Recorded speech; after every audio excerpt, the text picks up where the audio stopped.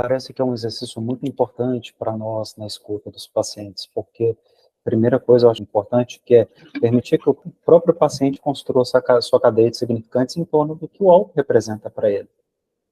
E nós precisamos nos esvaziar de nós mesmos. O que é esse esvaziamento também? O que isso representa? Esvaziar de toda a minha bagagem cultural, valores, tudo isso. Isso não tem que aparecer em análise. Isso não tem que aparecer para o meu paciente. Então, um paciente que bebe um pouco mais, eu vou fazer o quê? Eu vou julgá-lo? Eu vou dizer, você está errado? Você está bebendo muito? Né? Assim, qual que é o meu papel? O meu papel é de analista ou é de educador? Eu estou ali para educá-lo, doutriná-lo, ou estou ali para ajudar, permitir que esse sujeito, a partir da escuta de si mesmo, entenda se aquele caminho faz ou não sentido para ele. E aí eu acho que tem questões para a gente brincar com ela. Vamos pensar o seguinte, para muitos o álcool é o segredo da longevidade. Não vou longe. Minha avó viveu até os 90 anos, e até os 90 anos ela estava sempre com um copinho de cerveja na mão, e sempre foi motivo de distração entre a família, porque era uma pessoa que não importava onde ela chegava, ela tomava um copinho de cerveja dela, ria, se divertia, era uma pessoa incrível, amada por todos. O álcool nunca foi um problema para ela. Como eu acolho a questão do álcool e neurose? Será que existe uma relação entre álcool e neurose nesse caso? A gente pode começar a se perguntar, não era meu paciente, mas é para a gente começar a pensar. Então, o álcool é só para suspensão dos filtros, censuras, né? É só quando eu estou afogado em mágoas, porque na nossa cultura, se eu estou triste, eu bebo, se eu estou alegre, eu bebo. Se acontecer algo ruim, eu bebo para esquecer aquilo que me fez mal. Se acontecer alguma vitória, eu vou beber para celebrar. Então, tem uma questão cultural muito forte no consumo do álcool, né? No uso do álcool. O álcool como sinônimo, a massa trouxe isso, o álcool como sinônimo de festividade, de celebração, de vida, de vida social, que para muitos, inclusive, é um processo muito doloroso. Não, mas se eu não bebo, eu não sinto a parte dos meus amigos. Né? Eu sinto que eu fico fora da roda, né? Eu fico parecendo que eu sou antissocial. Isso aparece também na fala de alguns pacientes. Ah, meus amigos não me chamam para sair porque eu não bebo. Isso é muito comum. Ah, não quero sair com meu esposo porque toda vez que ele bebe eu passo vergonha.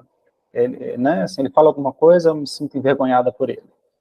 Então, também tem isso de como que esse sujeito vai construindo esses caminhos em que ele cria algumas associações em relação ao álcool. E essas associações podem ser positivas ou negativas, podem ser, né, de euforia, de boas memórias, de boas lembranças, podem ser muito dolorosas, muito traumáticas, como, por exemplo, né, quem tem histórico ou conhece algum parente que passou por uma situação de alcoolismo severo sabe quanto é doloroso para a família, o quanto a família sofre, o quanto esse sujeito muitas vezes se vê imerso numa situação em que ele não consegue, de fato, viver sem o álcool, e aí ele está sempre caindo, ou casos ainda mais graves, né, tem aqueles que o sujeito bebe, dorme, apaga, não dá trabalho nenhum, mas isso afeta a produtividade, afeta o trabalho, afeta a permanência dele no trabalho, afeta as relações, e tem aquele sujeito que quando bebe, começa a ver um monte de coisa, começa a ter uma série de alucinações, agride a mulher, bate na mulher, porque quando eu suspendo as censuras, eu suspendo todas as censuras.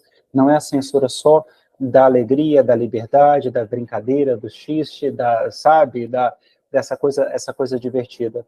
Eu também censuro, eu também, né, libero as censuras da agressividade, dessas pulsões de agressividade, de morte, e por aí vai. Acho que tem questões para a gente pensar, porque o exercício aqui é como a ética psicanalítica dialoga com o álcool e o tratamento de pacientes neuróticos, e até que ponto o álcool pode estar relacionado, de fato, a pacientes neuróticos.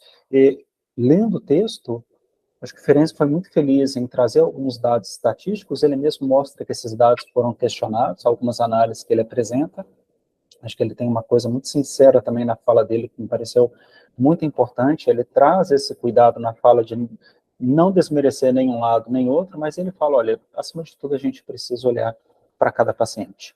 Acima de tudo a gente precisa entender como que esse paciente simboliza a sua relação com o álcool, e é disso que se trata, pessoal. A gente precisa olhar para ver como esse paciente simboliza a relação que ele construiu com o álcool. Por que esse álcool é importante para ele? Então, vocês talvez não vivam tanto isso, mas Nós aqui em Belo Horizonte agora estamos tendo uma febre que a gente chama da febre do checkmate. Talvez muitos nem conheçam. O checkmate é uma bebida à base de rum, mate, guaraná, tal, e ela está assim super famosa, né? Ela virou uma moda assim em praticamente todos os lugares, todos os bares. Lembrando que a gente continua falando de uma cidade que é extremamente voltada para os bares, para esse tipo de saída. As saídas em Belo Horizonte são muito voltadas para esse tipo de ambiente. E aí, em paralelo, a gente percebe uma intensificação no consumo, porque é uma bebida leve, é uma bebida refrescante, combina muito com calor, mas que tem um teor alcoólico muito alto, que gera, naturalmente, ainda mais relações de dependência em relação a esse processo. Então, o que a gente percebe em relação ao álcool? Que existe todo um universo simbólico que tem a ver com os objetos internos, mas também tem muito a ver com os objetos externos. Não é só o interno.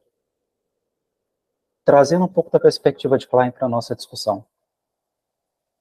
Então, como que eu me relaciono com esses objetos? Então, a partir desse momento, eu sinto que nós estamos sendo convidados, a palavra seria essa, né, sem muita demagogia, a repensar o nosso lugar de escuta, a repensar o nosso lugar na clínica.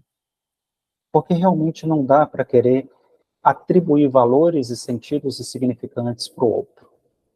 Não dá para falar da dor do outro. Se é importante, se não é importante para ele. É possível, sim, que eu encontre algum paciente que, para lidar com as suas angústias, para não ter que lidar com aquela angústia, aquele lugar de falta todos os dias, o único lugar que ele encontra um pouco de consolo, de alívio, é na companhia do álcool. E é possível que eu encontre aquele outro paciente que, de repente, não tem nada disso, mas que para ele é sinônimo, e aí a gente está falando mais uma vez na cadeia de significantes, sinônimo de diversão é bebida. São coisas diferentes.